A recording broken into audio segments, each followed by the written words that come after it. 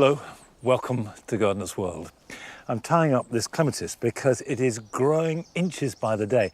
This is one of the late flowering clematis, the group 3 type, that you cut right back to the ground in late winter, early spring. And at this time of year, they put on masses of growth. And you do need to keep tying it in because otherwise it flops all over the place. And then round about midsummer, it slows its growth down and starts to produce a mass of flowers and will go on doing so right through to the first frost. And if you're not sure what type of clematis you've got, a simple rule of thumb is if it flowers before June, then it is not one of the late flowering ones. You shouldn't prune it hard. If it flowers any time after June, there's no harm in cutting it right back in February or early March, and then you get this new rampant growth that will carry that wonderful display right up to the top of this tripod from July onwards. Now, today is the 1st of May, one of the best days of the year. It's the first of our 1-hour programs and the first time that we are experimenting with a very different way of filming. We've had cables laid all over the garden with cameras positioned all over the place too. It's a bit like Big Brother in the garden. But we hope that with this new technique, we can bring you the very best of the programme, share the best of Longmeadow at this lovely time of year, and we can all celebrate spring together.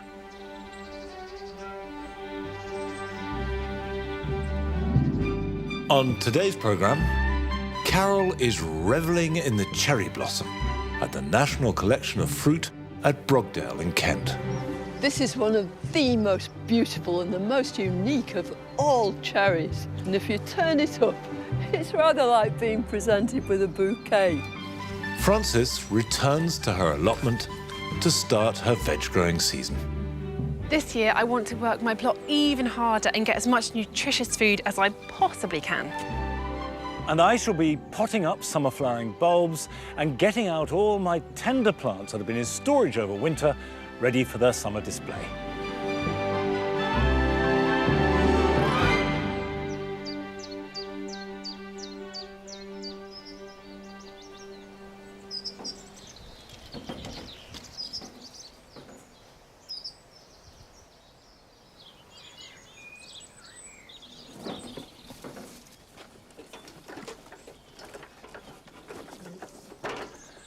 The wildlife garden has undergone some changes since last year. The whole point of this area was to make a garden that could attract as much and as varied wildlife as possible and yet still remain attractive. And certainly as we're all spending more time in our gardens, I think more and more of us are aware that there's so much pleasure and enrichment to be had from just observing and sharing our space with all kinds of animals. But the problem I had was that the pond was in the wrong place, essentially. And ponds are really important to attract wildlife. They don't have to be big. They can really be very small indeed, but they will make a difference. And mine was tucked over there under the hedge. So we've moved it and made it bigger. I've made a beach, and you can see that that is a shallow area where mammals and birds and amphibians can literally walk into the water safely. And that's essential if you're making a wildlife pond. But the key is cover. The more cover you have, the safer the animals are and the more likely they are to breed. And as well as having plants on the inside of the pond providing cover, I now want to build up plants on the outside. Now, these are all plants that I've moved from other parts of the garden. They're recycled. And this first one is an iris. It's Iris sibirica. It has got absolutely beautiful flowers at the end of May and in early June, and then the foliage forms fantastic cover around the edge of the pond. They will grow in boggy places, but they'll also grow in a border perfectly well as long as it's fairly moisture retentive. I'm going to put these here, and I've got another plant that likes wet conditions, and this is a ligularia. This is Ligularia desdemona. And you can see it's got these wonderful burgundy colour undersides to its leaves. And then the flowers, which will appear in July, even perhaps as late as August, are egg yolk yellow and really good for pollinators. And I thought we'd put this one here in amongst the irises. Now, planting them is easy enough. Although garden centres are still closed, You can buy plants online, but also there are quite a few nurseries delivering plants to your door. And if you go to our website, there is a list, and with any luck, garden centres will be opening up again before too long.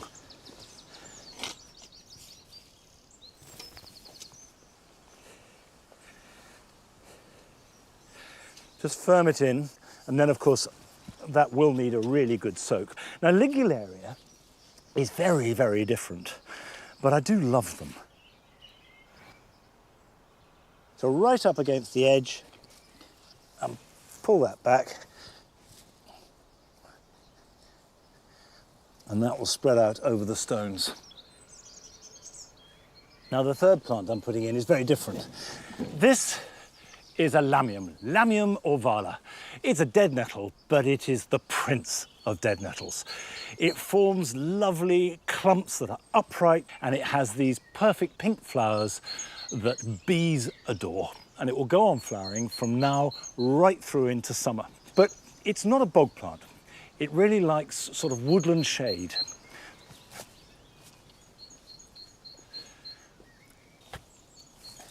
If you've got sandy or chalky soil, add some leaf mould or some compost so that it will hold some moisture. And I'll pop this in just right by the edge.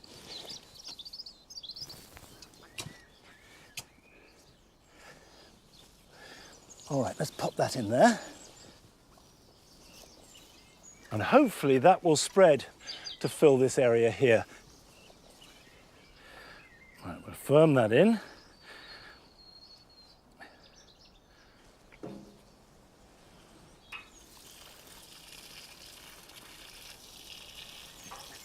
I will, of course, be adding to the marginal plants, both in the water and around the outside, but that is to come in due course. But today, right now, it's blossom in all our gardens and parks and streets that makes our hearts sing. And last spring, Carol went to the National Collection of Fruit at Brogdale in Kent, and she found the cherry blossom at its very best.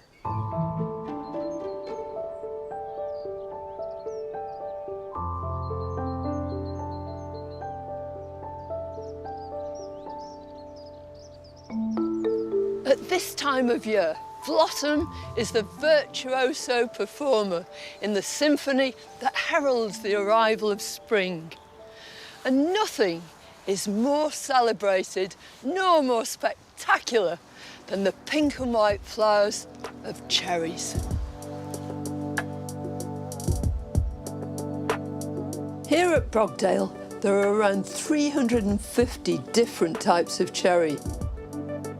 They can be categorised into two broad groups: fruit-producing trees and flowering or ornamental cherries, which produce flowers but seldom any fruit.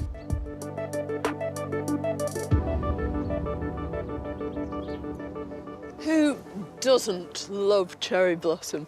And we tend to think that it's all there for our benefit. Although these beautiful flowers are there with one sole purpose, and that is to attract insects. This is Prunus sargentii. It's a cherry from Japan, from Korea, from Russia even. And if you look closely at this lovely flower, these little anthers hang down, and each of them is full of pollen. Bumblebees feast on this pollen, and ornamental cherries are one of the first flowering trees to open. So trees like this are a boon for nature and very, very enjoyable for us gardeners. The ornamental Japanese cherry tree, so popular now, only came to our gardens around 100 years ago. In Japan, ornamental cherries are revered, as they're thought to symbolise the transient nature of life.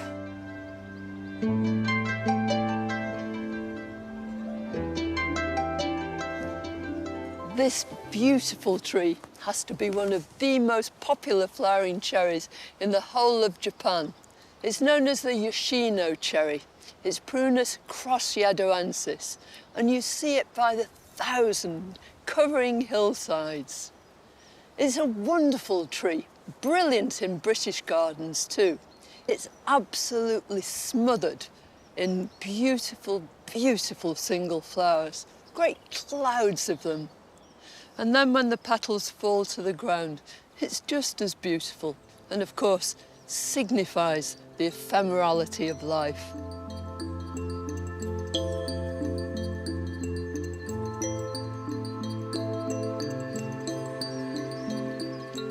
This is almost a mythological cherry.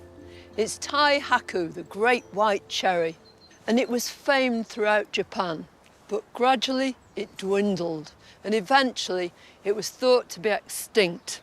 Now, there's a famous Englishman, he was called Cherry Ingram, Collingwood Ingram, who was mad about cherries and travelled widely in Japan. Whilst he was there, he saw representations of this beautiful cherry on paintings and scrolls. But then eventually, when he was back in England at a garden called Nyman's, he found a tree that he thought looked identical to it. Sure enough, it was the great white cherry, which had been introduced into England much, much earlier. It was propagated and it was taken back to Japan, and it's thriving there still. What a terrible shame it would have been if this beautiful tree had been lost. With so many beautiful varieties, it's hard to choose a favourite, but there are some standout specimens. This is one of the most beautiful and the most unique of all cherries. It's Prunus Yukon. It's got something that no other cherry has. It's got this lovely, soft, creamy colour. It's almost edible. I love the way these flowers present themselves. On the end of every branch, there's a great bunch of these, and if you turn it up, it's rather like being presented with a bouquet.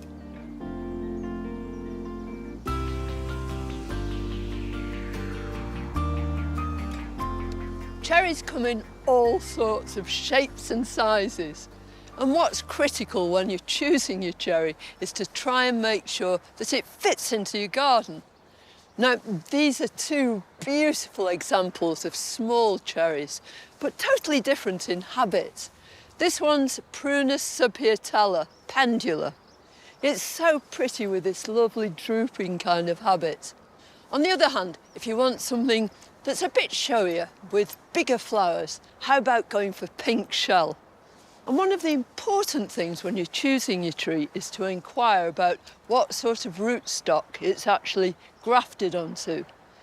Nearly all ornamental cherries are grafted onto a rootstock which controls their eventual size. So you want a dwarfing rootstock if you want to end up with a small tree.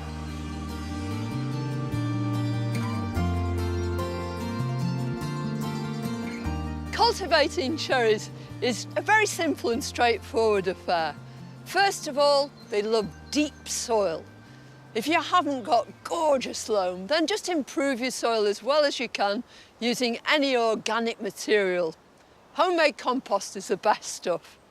Some people say you should never prune cherries. I disagree. Any damaged, diseased or dead wood, take it out. And then a bit of judicious pruning here and there to try and maintain the shape and the character of your tree.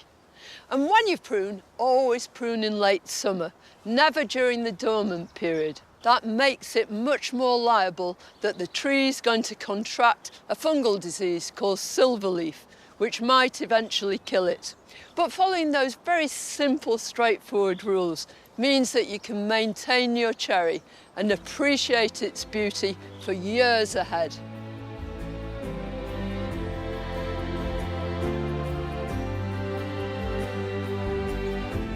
To miss out on blossom, especially cherry blossom, is to deprive ourselves of taking part in a magical event. Nothing marks the beginning of the gardening carnival with such joy, nor reminds us of the importance of celebrating the moment.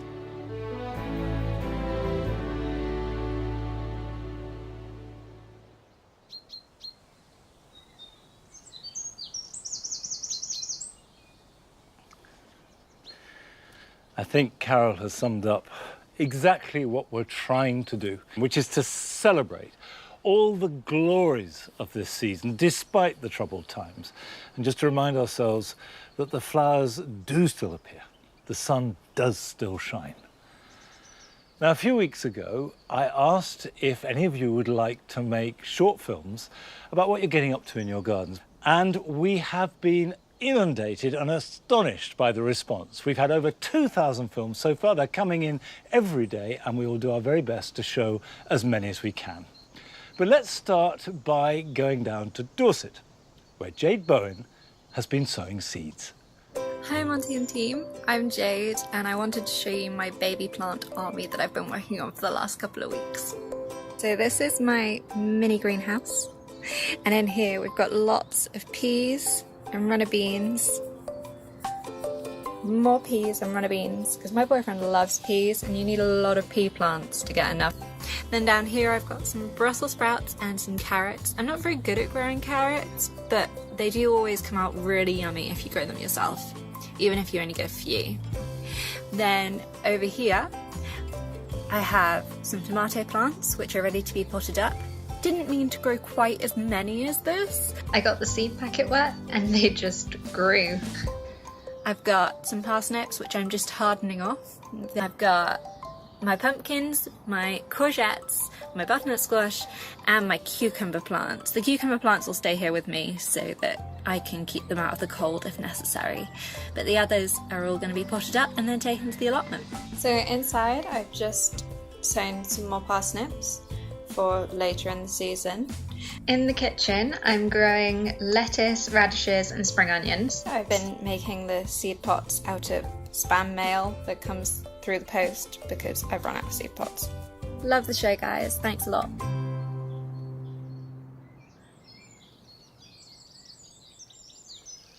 Well, thanks for the kind remark, Jade, and I'm very impressed by your homemade pots, and we'll be showing other films later on in the programme. Now, obviously, as well as blossom, this is the season of bulbs. Tulips are still growing strong here at Longmeadow, but there are still summer-flowering bulbs, like lilies, nerines, eucomis, gladioli, which if you plant now will give you superb colour from midsummer through to autumn. I've got a few here, and they both come from South Africa, but they're very, very different. And the first I'm going to plant are nerines. Now, nerines tend to be shades of pink, some are white, tall stems, and then these spidery explosion of petals. They are elegant, delicate, and superb for late summer. They flower in September. Now, I've got a fairly tall pot because nerines are a plant that like to be planted fairly deeply. Good drainage hole at the bottom, and actually this has got drainage holes at the side, which is fantastic. So I'm going to put a crock along the bottom to stop the soil falling out of that hole. And the potting compost is really very, very gritty. I know that it's difficult getting hold of compost at the moment, so you must use whatever you can get.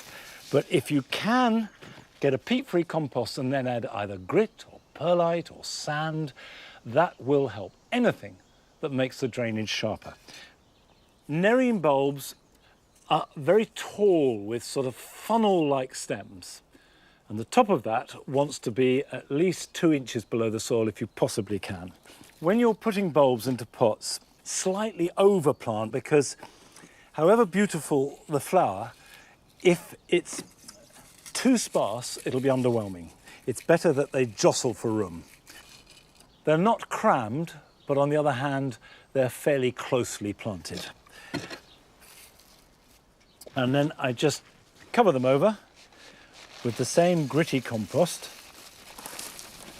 Now, this is a bulb that absolutely loves being baked in sunshine. Put it in the warmest place you have in your garden. South-facing wall is ideal. Water it once a week, and if necessary, stick it up a bit so that there's no risk of it sitting in a puddle of any kind. And the more it bakes, the better it will flower. So that goes in the sun. Now, this next bulb, eucomis bicolor, also comes from South Africa, but it's very, very different. For one, it looks like a sort of punk pineapple. And for two, it has very different requirements because eucomis like to be bone dry in winter, But in summer, they like plenty of moisture. And I've got a different compost for them because you want something that retains some of that moisture. So this has got much less grit in. If you use just a standard peat-free potting compost, that will be fine. And then these bulbs look different. They're fatter, they're slightly scaly. And we'll just put 3 in there like that. I don't need a deep pot. They can be planted much more shallowly. So we'll just cover up round them. The snouts can stick out the top. There we are. Pop the label in. The nerines need baking. These just need to be warm. And the eucomis will flower from late June on and on into October. Now, I'm growing these in terracotta pots, but you can use any container you like as long as it's got some drainage. You don't even need a garden as such, just somewhere where the pots can stand. Now, we went to Nottingham to visit Arthur Parkinson, who shows what you can do with some pots, some imagination, and a lot of bulbs.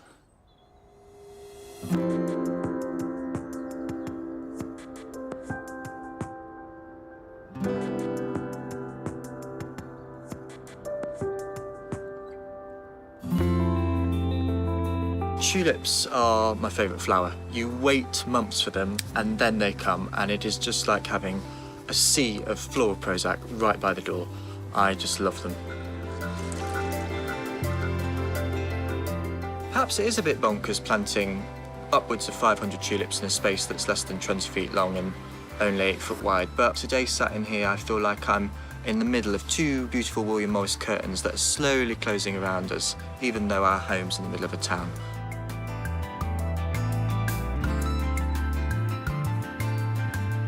I'm not a pastel person at all.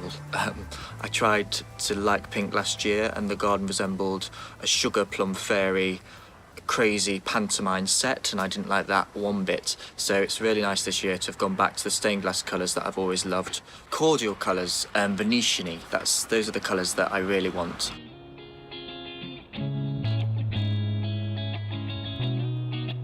I've never grown freesias, but there are 2 tulips in the garden which really give beautiful scent, which smells like I've got bunches of them either side of the door. They are tulip ballerino, very popular due to it being quite weather resistant and perennial too, especially if planted in a border.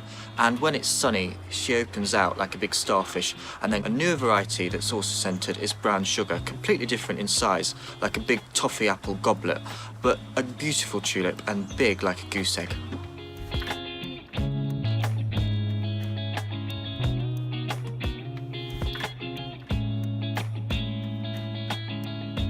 I always want the pots to look really full and dense with lots of different textures and shapes, so I'm not just planting tulips into them. And I love the kale called Red Ball. We're more used to seeing this as a towering plant in the vegetable garden. It gets really big if it's sown now, but I choose to sow it in August, and by doing that, it can't get too big and is then the perfect size to complement the tulips. And of course, you can still eat it. The most stately foliage that the garden has at this time of year are the baby cardoons. I absolutely love the silver leaf. It goes with almost any colour and looks good all through the winter. They're so charismatic.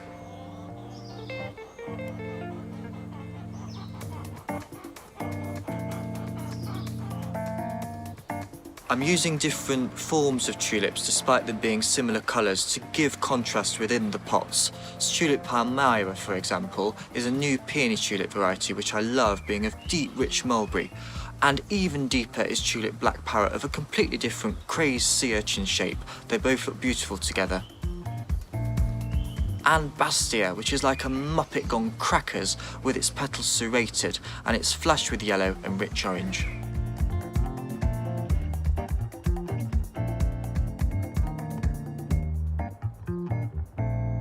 There's one particular pot in the garden which reminds me of something that really should be in Cleopatra's temple in Egypt. It's a combination of tulip brownie, which is a peony tulip that looks like a lovely bit of popcorn gone mad, and underneath that is a viola called Tiger Eye Red. Each little face is laced with black. It looks absolutely stunning.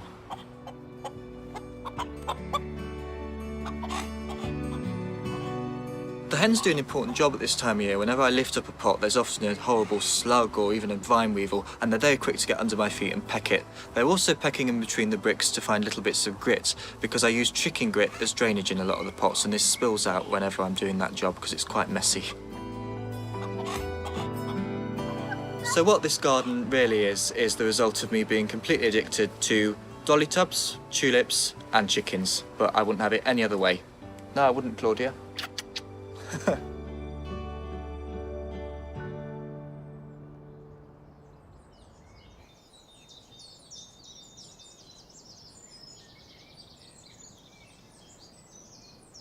Well, if you need inspiration to turn a bare yard and a few pots into something lovely, there you are. And the tulips this year have been staggering. Actually, tulips are always staggering. They are one of the most dramatic flowers of all. And we've got a lot here at Longmeadow, but unlike Arthur, I do like the pastel colours. I like the whole range of tulips, but not all together. So here in the Jewel Garden, I've focused this year on plums and purples and the burnt oranges. And then in the cottage garden, it's pinks and apricot. So if you know what effect you're trying to achieve, there is bound to be a number of tulips that will do that for you. Now, a year ago, Frances got her first allotment. She had visited allotments all over the country getting advice and inspiration. And this year, she is determined to make as much and as good use of it as she possibly can. Come on, Nora. Come on. Come on. Good boy.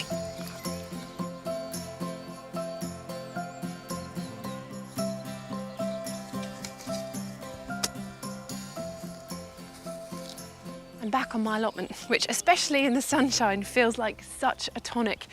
And never has growing fruit and veg felt more important than it does right now. I know that lots of you are wanting to try it. And I personally here want to sustain not just myself, but my family as much as I can from this plot. And if you want to do the same, it is not too late to start. Whatever space you have, there's always something you can grow. So when I first got this plot, I had 4 currant bushes, and I've turned this top area into fruit. So I've got a huge row of raspberries. There's a pear tree. The fruit fell off that last year, but hopefully will stay on this year. And this is a blueberry, which I thought had died. But luckily I didn't dig it up, because now it has leaves and flowers growing on it too. That's a nice bonus.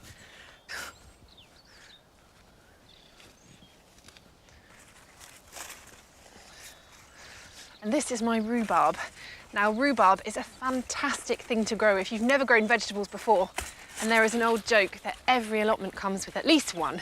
I have 2 on mine. But the great thing about it is it's perennial, so it comes back every single year.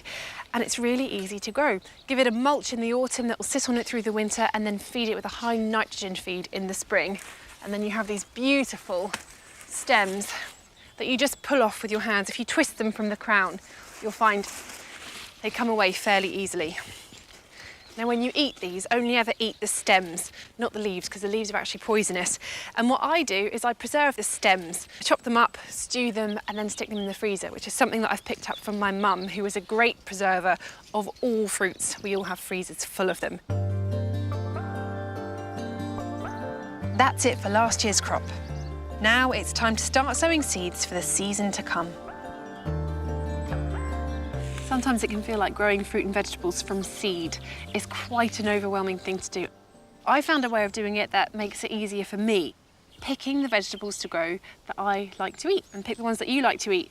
So the key thing is just looking on the back of the packet. Often you'll find there's a colour-coded system. So pink means sowing indoors, blue is sowing outdoors, green is to plant out, and yellow is when you harvest. And there'll be really crucial instructions about spacing, depth of planting, and when to plant them. The key thing that I do is I sort everything, all of my seeds, into 2 groups. Things that you need to sow into pots, which I'll show you in a minute, and things that you direct sow, which means you can put them straight into the ground. And I've got some that I can do that with right now.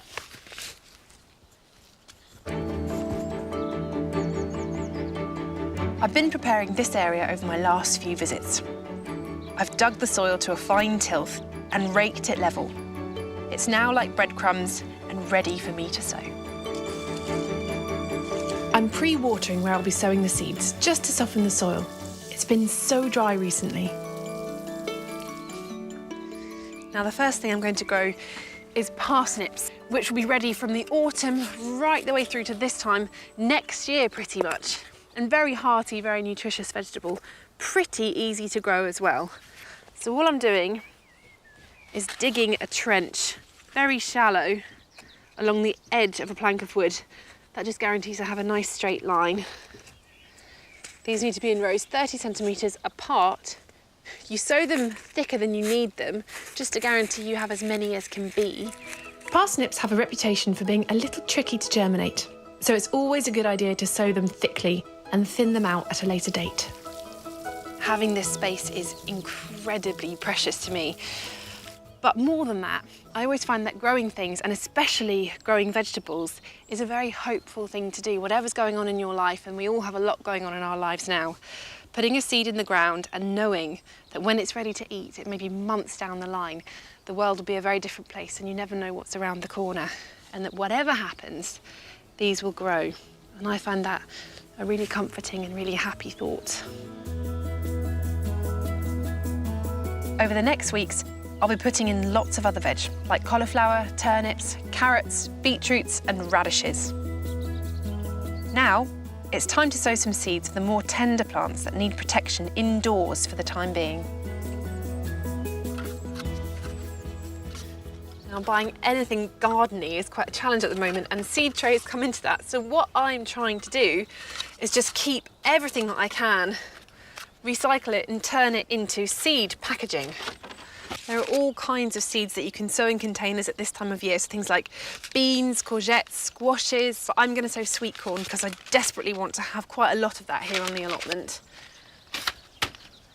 There. This one's called wagtail, and I've not tried it before, so we'll see what that's like. I'm using a peat-free compost because I want to do everything here completely peat-free. It's also worth remembering to make a hole in the bottom of plastic pots. Seeds, although they need to be nice and moist, also do need drainage, so I've made holes in all of these.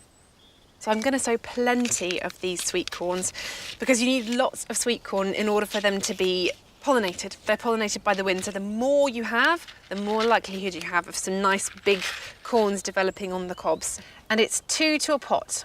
Just push them into the soil, probably another 2 lengths of the size of the seed itself. As with any seeds, give them a really good soak as soon as you've sown them. Then pop them on a warm window ledge and don't let them dry out.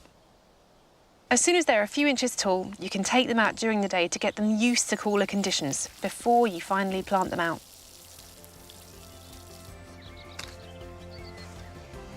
There. Now that feels like a really productive session on the allotment, and luckily, I will have many, many more of them.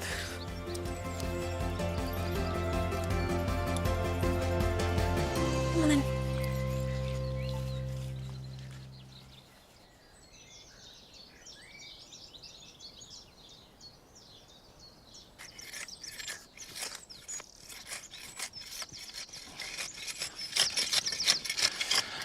I do know that those of you who have got allotments have found them to be incredibly important at this time, but at any time, allotments are a wonderful feature of British life and a really important aspect of gardening. Now here on my plot, chard has been a real mainstay. This is Swiss chard, member of the beet family. Sowed it last July, planted it out in these beds in August. We've been picking it all winter, and there's still masses to come. And this is from 1 packet of seed. And I particularly love it as a pasta sauce made with cream. It's absolutely fantastic. Now, I am just lightly weeding because in this dry weather, it's perfect for hoeing.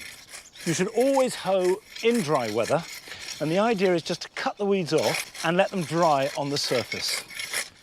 If you try and hoe when the ground is moist, A, it's much harder to do, and B, there is a chance that even though you cut the plants, they will regrow from the roots that are adhering to the moist soil. So this is a job to do at every opportunity when it's dry enough.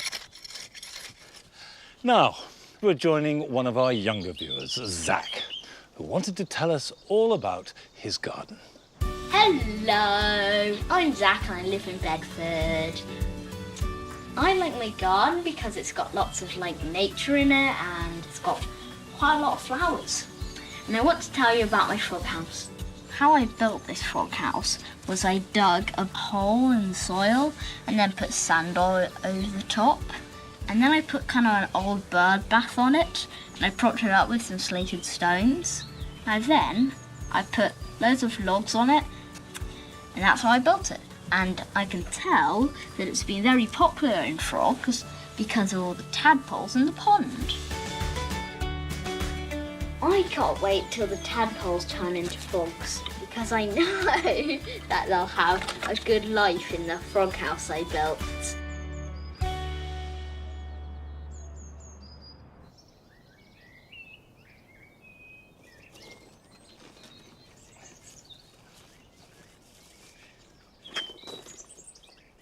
What I really like about that is the way that it's a reminder for us solemn grown-ups trying to do really good horticulture just to stop and enjoy the garden and take it all in for whatever it means to you. And one little fact is that most people, I think, are unaware of how little time frogs spend in water. Most, once they've mated in water, the adults leave and then spend the rest of the year, or much of it anyway, on land. So any form of cover is absolutely brilliant. So thanks very much indeed, Zach. Now, this banana is the first of quite a few plants I've got to harden off. If you keep a tender plant, and tender means that it can't take any amount of frost, it will be killed by that. If you keep it under cover in the winter, either in your home or in porch or a greenhouse, if you then took them and put them in the border, they would hate it. The nights will be cold, there'll be wind, there'll be rain, there'll be all kinds of stresses that they have not adapted to. And when that happens, the plant just stops growing. And that is when it's particularly susceptible to attack by slugs and snails, by aphids, even by disease. So what you need to do, and the whole point of hardening off, is a process of acclimatization. And that process takes anything from about a week to 2 weeks maximum. So what I'm starting to do is bring plants outside. I'll have them here, I'll put them around the corner, anywhere that's sheltered from too much wind or blazing sunshine. And then next week, we can start the planting. And as well as putting them near where you can bring them back indoors, it's a really good idea to have a bit of protection to hand. And it can be anything, although horticultural fleece, or I've got some hessian here, is very good, but you can use an old dust sheet, bubble wrap, or even an old curtain, as long as it covers them, and you can wrap it around the pot, and that should be enough at this time of year to protect them from any frost. Now, I'm going to repot these olives. Olives are actually not tender. They will take frost, quite hard frost, but only if they're dry. They absolutely hate being cold and wet. But I should preface this by saying that olives are under threat from a disease called xylella. And this has been around for a number of years, but it has really caused major problems on the continent, and the government is restricting the importation of olive trees and actually other plants like lavender and rosemary that can carry the disease. But if you do buy an olive from a nursery or a reputable garden centre, or if you have one, potting it on about every other year is a good idea. I've mixed up the compost already, and you can see that it is really gritty, but whatever you can use, it must drain well. And I'm taking it out of this plastic pot, which has been in for a couple of years, and putting it in a terracotta one. Because, as well as looking better, it drains better. So that goes in the bottom. Now, I'll put some compost underneath. Right. I've put about a quarter full at the bottom of the pot so the roots can get down in there. Now, if we take this out the pot like that, and I'm going to gently tease off the old compost. Now, what I'm doing is just, without damaging the roots, trying to get rid of some of the old compost, because that will be completely spent. All the nutrition will be gone. I don't always do this, but generally it's a good idea. And particularly if it's a plant that you haven't potted on for a few years. That's it. Give it a good scratch. Right. That now has almost got no soil on it at all. Perfect.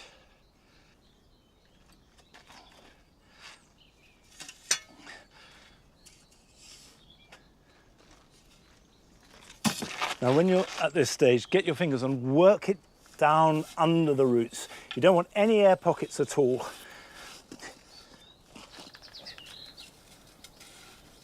Now, the last thing to do is just give it a wiggle, pull it a bit and wiggle it around. And what you're doing is just making sure that every little bit of compost is working into the roots. Now, I will feed this with a liquid feed once a fortnight. I like to use liquid seaweed, but if you're having trouble getting hold of it, a tomato feed will do just as well. And do remember to give it a really good soak weekly. And don't worry if the water just pours through, because the olive will love it. Now, if you want to learn about a plant and how best to grow it, nothing beats seeing it in its natural environment. And Nick went to the Drakensberg Mountains in South Africa in search of gladioli growing in the wild.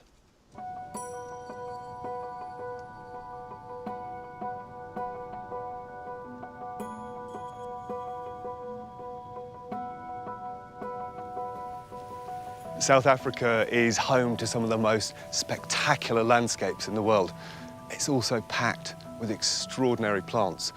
And one species which grows wild all over the country and has been a real favourite with British gardeners for generations is the gladiolus. A member of the Iridaceae family, the name gladiolus derives from gladius, the Roman word for sword, reflecting its sword-shaped leaves. They arrived in Europe in 1739, and it wasn't long before their beautiful blooms caught the attention of plant breeders. But the large, showy hybrids we grow in the UK are a far cry from many of the delicate, wild species found here in South Africa.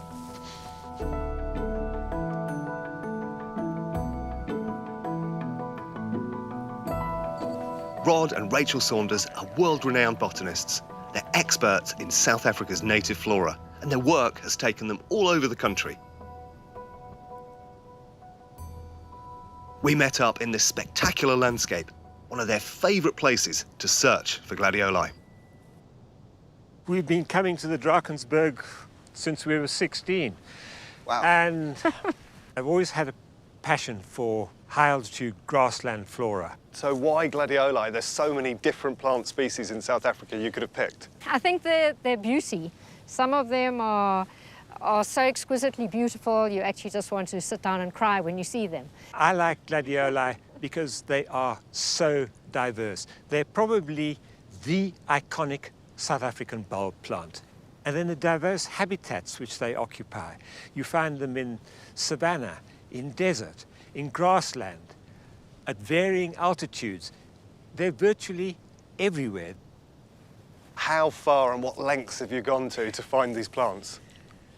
Well, I think the most we've hiked is probably 32 kilometers for about 2 months ago for a Drakensberg species, Gladiolus simonsi, which we've been looking for 4 years.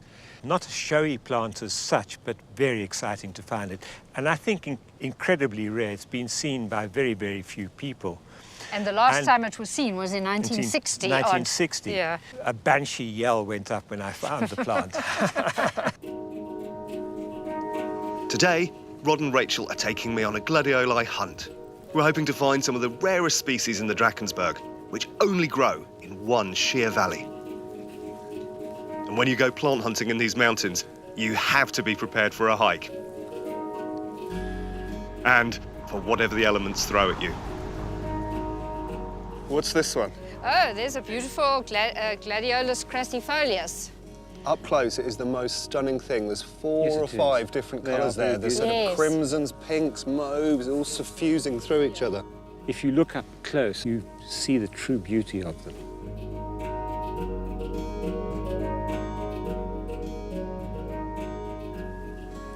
Gosh, there's just so much tucked into this grassland. It's amazing. Here's Gladiolus ecloni. That's a particularly beautiful specimen. It's just got a classic opening of the flowers, one opening, one about to open, and the next one in line. And look at those bracts and the colour and the green margin to them. It's a particularly elegant flower, don't you think? It's a beautiful, beautiful thing. It's a typical grassland species. I've never seen it anywhere else. Always in grassland, and always with that slightly angled stem. And I note that the glads that we've seen are all kind of very short compared to the hybrids that we grow in the UK. I mean, is that typical of the various different species? The height of the flower is determined by the surrounding vegetation. You don't want to expend energy putting on a huge stem. It costs the plant energy to do that. So all it needs to do is get above the vegetation so that the flower is visible to a pollinator. Of the many species of South African gladioli, there are more like this, short, with small flowers, than there are big and bold and beautiful. And the bulk of our UK hybrids are from these South African forms, right? I think all of them. All of them, I think yes. all of them are. Except one, Gladiolus darleni, and it has tall, erect, yellow flowers, and that gave the yellow colouring to Gladiolus hybrids. Ah, okay. And that's found growing at the Victoria Falls, right in the midst of the falls itself. Okay. I've seen it once.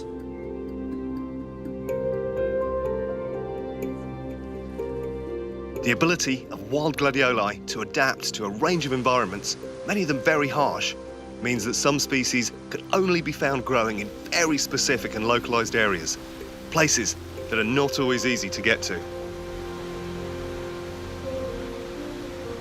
Now, I understand this plant is something you've come and looked for quite a few times. Oh, we've come about 4 times looking for this plant, and this is the best I've ever seen it. It is looking absolutely gorgeous.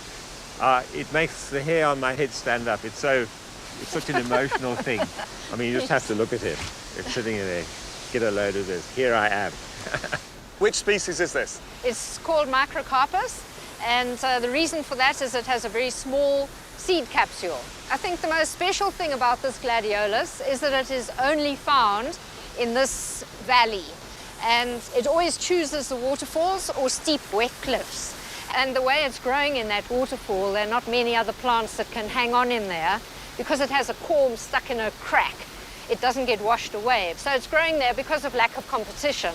I guess the fact that so many of these species of gladiola are endemic to just a tiny little region, meaning they only exist in that region, doesn't that place them under threat from environmental change or pollinators deserting them? Yes, it does. They are at threat because we don't know what is keeping them in that area. Maybe it's the little bit of extra rain that they get on the top of the hill. And if something changes in the weather, the climate, that species is very likely to go extinct because there are only 100 of those plants on that one hill.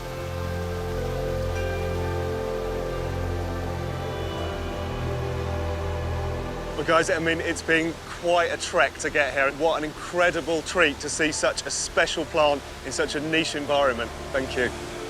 Pleasure. It's a pleasure. It's nice to be here.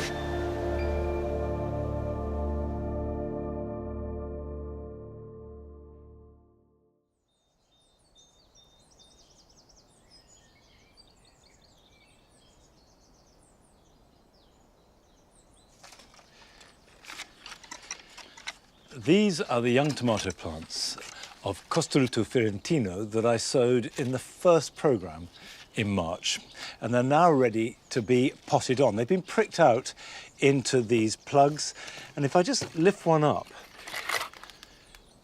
you can see that this has got a good root system. If it goes into a bigger pot, that will expand out, and in about a month's time, we should have plants as big as these ones that I sowed in January, and these are now ready for planting out. Although it's a little bit early because the weather isn't right. They don't like cold nights. So if I were to plant this out, I would do so in a greenhouse. But that's all very well and good for me. I do realise that because so many of you have spent much more time in the garden than you ever have done before, that you're starting out experimenting, growing things perhaps for the very first time. So I thought we would take some tomatoes, sow the seed, and you can sow them too if you can get hold of the seed. And then over the coming weeks and months, I'll take you through the whole process right up till harvest, which now will be in August and September. And I can tell you, that first tomato you grow, picked and warm in the sunshine, and you bite into it, it's better than any tomato you have ever eaten in your life. Now, start with a container of some kind. I like to use seed trays, but it doesn't matter, as long as it will hold some compost and has plenty of drainage holes. You can see how many there are there. It needs to drain. Put some compost into it. This is peat-free.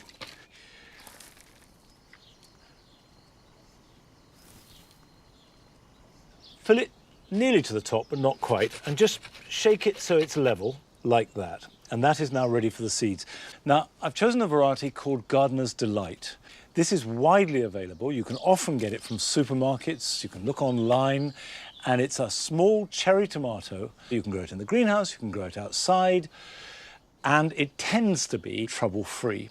So it's a good starter tomato if you've never grown tomatoes before. I would say that the other variety, which is very good if you just can't get it, is called Shirley. So the best thing to do is to put the seeds into your hand rather than trying to sprinkle them direct, because you want to space these out as well as you can. And very often I use a label. If you can space these out, they will all have a decent room for the roots to develop.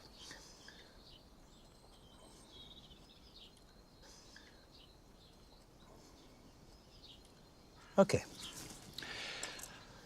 And I find if you just gently press down like that on the surface, it pushes the seeds into the compost. You get really good contact, and that definitely helps germination. And then lightly sprinkle a little bit of compost over the top.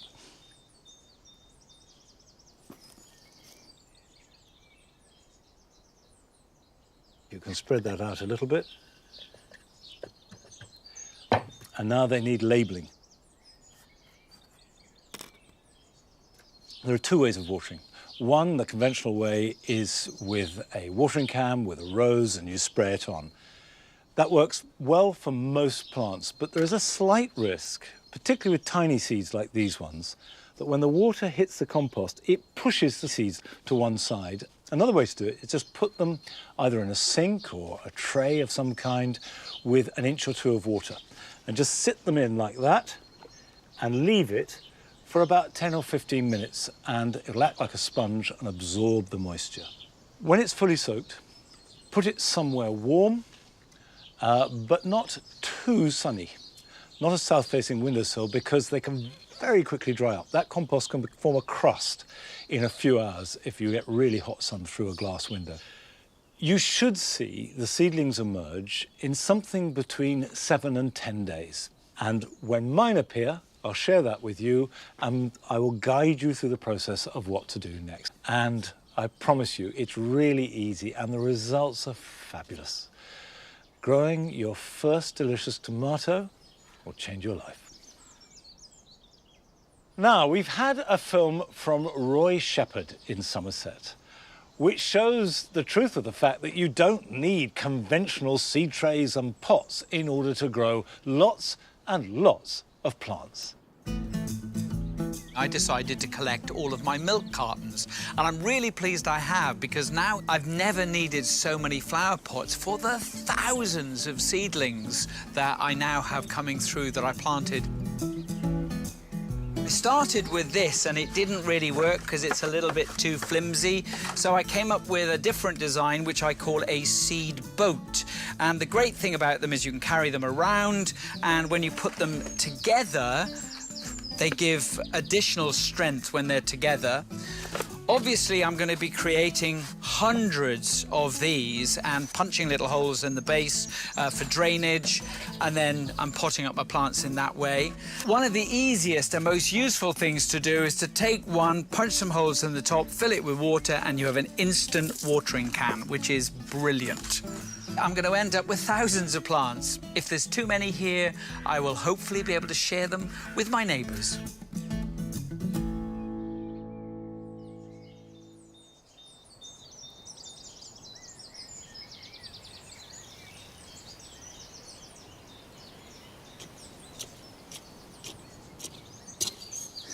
Well, it's great to see Roy growing so many plants from seed, and I know lots of you are doing so, perhaps for the first time. And I think that raising plants, whether from seed or cuttings or division, from your own stock is the most exciting aspect of any kind of gardening. Now, thanks for the films. We'll be showing lots more over the coming weeks, so please keep sending them in. They're brilliant. I'm actually about to plant a few plants that I've raised myself from seed. This is a little tray of Angelica gigas. Now, they don't look like much now, but it will become stunning. It's one of my favourite plants of all. Fabulous maroon stems and domed umbels of plum-coloured flowers that pollinators absolutely love. It will grow to about 5-6 feet tall. And I'm putting them here in the grass borders because I think the height and statuesque quality will work really well with the grasses that are just beginning to emerge. Now, I'm going to get on with this job of planting these out, and here are some other jobs you can do this weekend.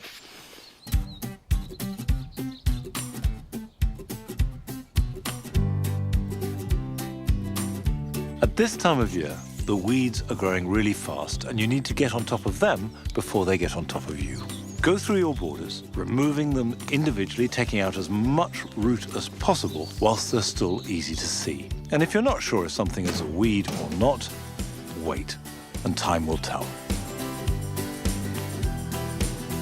There is a sunflower that is suitable for any garden, whether it be a giant to entertain children, or some of the more subtle colours for a more sophisticated border. I'm sowing Velvet Queen, which will work in my jewel garden with its rich brown marmalade hues. I'm putting 1 seed per plug. I will grow them on with a bit of heat and then pot them on and plant them out towards the end of June.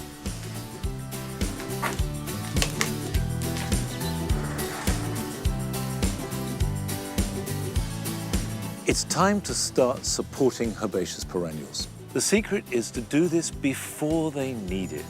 It doesn't matter what you use, whether it's cane and string, brushwood, or as I am, homemade metal supports. Try and do it so that it looks as natural as possible, providing support, but not constraint.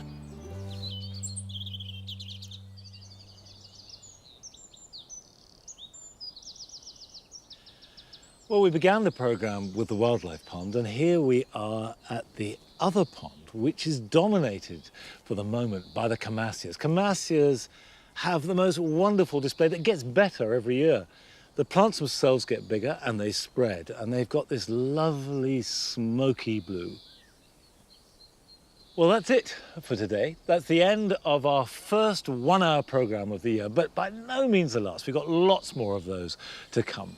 And it's the end of the first programme using these remote-controlled cameras. I've loved the opportunity to share the garden with you. And if you've got a garden of your own, or a communal garden, or a park, within the guidelines, do get out and use them as much as possible and just soak up their healing power. And I look forward to seeing you back here at Longmeadow next Friday. So until then, bye-bye.